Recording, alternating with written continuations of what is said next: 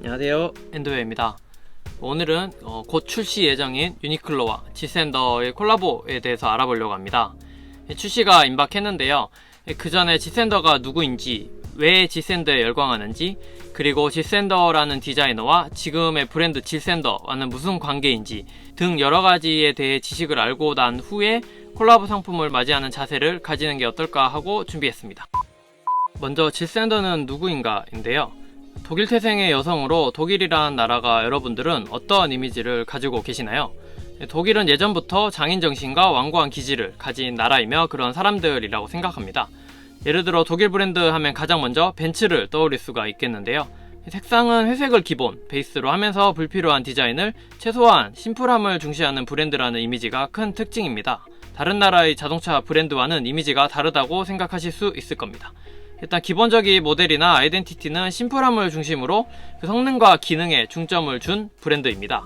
이탈리아처럼 컬러감을 중시하거나 프랑스처럼 화려한 취향보다는 불필요한 것을 최소화하여 기술에 올인하는 그런 것들이 독일 브랜드 그리고 독일인의 특징이라고 볼 수가 있겠습니다. 지샌더도 그것과 다르지 않았는데요. 심플함에 무지의 그런 스탠드한 디자인이 메인인 브랜드입니다.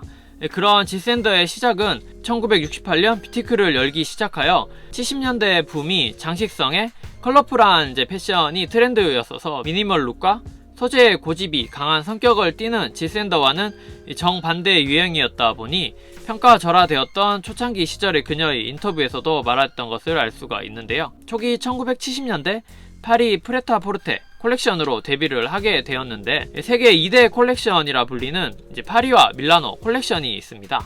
이 두 개가 확연한 차이를 보이는데요. 흔히 말해 화려함과 그런 새로운 세계관 그리고 혁신적인 느낌이 주를 이룬 것이 파리지엔 파리 콜렉션이라고 볼 수가 있습니다. 레이 카와크보의 꼼데 갸르송을 생각해보시면 좋을 것 같습니다.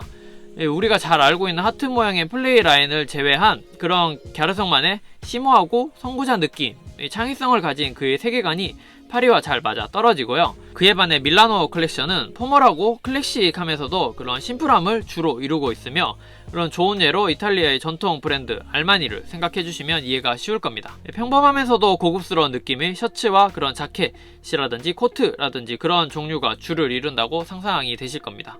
다시 지샌더 이야기로 돌아가서 70년대 파리 콜렉션으로 데뷔를 하였으나 그런 방금 말씀드린 대로 혁신과 화려함을 중시하는 파리에서는 아쉽게도 주목을 받지 못하게 되어서 85년 밀라노 콜렉션으로 이동을 하게 됩니다. 심플함을 중시하는 밀라노에서는 아주 좋은 평가를 받게 되는데요. 90년대 그의 이름이 널리 알려지게 되고 자신만의 견고함으로 철의 여인으로 불리면서 그만의 스타일을 쭉 이어나가게 됩니다. 그 후 1999년 브랜드 지샌더가 프라다 그룹에 인수되는 큰 사건이 발생을 하게 되는데요.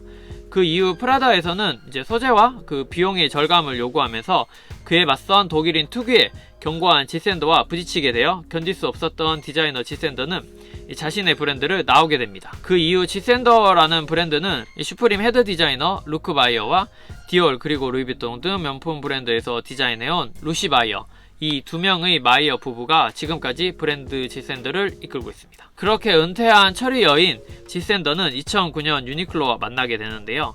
이게 유니클로에게는 전환점이 되지 않았나 생각을 해봅니다. 2009년 이전의 유니클로는 싼 가격의 이미지에 그런 촌스러운 색, 그저 그런 스파 브랜드라고 생각을 해오다가 2009년 프로스제이를 발표했을 당시 의류업계나 옷을 좋아하는 사람들이 모여 처음으로 유니클로 점포 앞에 줄을 섰을 정도로 큰 이슈가 되었는데요. 이게 다 지샌더의 힘 그리고 지샌더의 이미지가 가져온 큰 효과라고 생각을 합니다. 지샌더가 프라다와 그렇게 비용과 그런 소재 다툼을 벌이고 그것을 견딜 수 없어서 자신의 이름을 건 브랜드를 나왔을 정도로 자신만의 고집이 강했던 그녀가 선택했던 첫 브랜드가 이전에 그런 싼 이미지, 그런 촌스럽다고 해오던 유니클로였던 겁니다.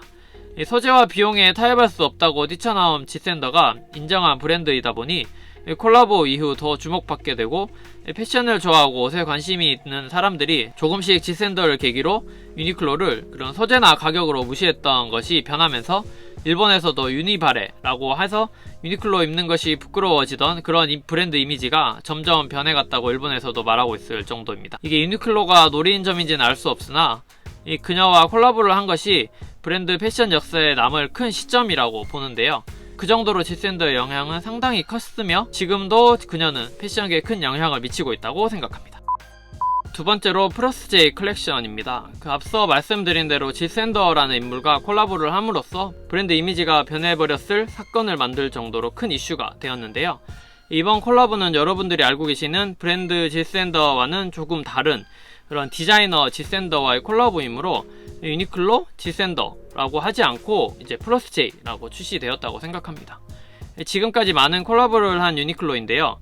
크리스토퍼 르메르의 유라인이라든지 조나단 앤더슨의 JW 앤더슨이라든지 여러 브랜드들과 콜라보 중에서도 역사상 가장 최고로 인기가 많았으며 퀄리티도 역대 최고라고 불릴 만큼 이 프러스제이 라인은 많은 이들의 관심과 그런 기대를 가지는 컬렉션이라고 생각해 주시면 좋을 것 같습니다. 1차 발매가 2009년 FW부터 해서 2011년 FW까지 5시즌에 걸친 컬렉션에다가 추가로 2014년 베스트 오브 프러스제이 라는 이름으로 주요 아이템만 재발매가 되었을 정도로 주목을 받은 라인인데요.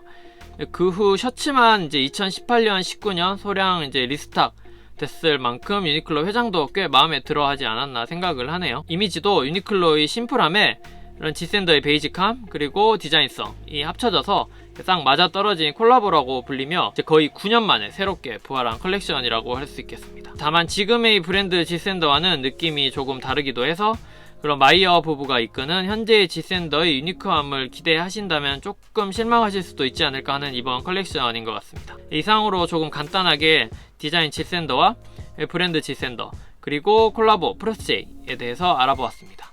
이번 주 프리뷰할 지샌더와 유니클로의 콜라보 전 라인업 많은 기대 부탁드리겠습니다. 감사합니다.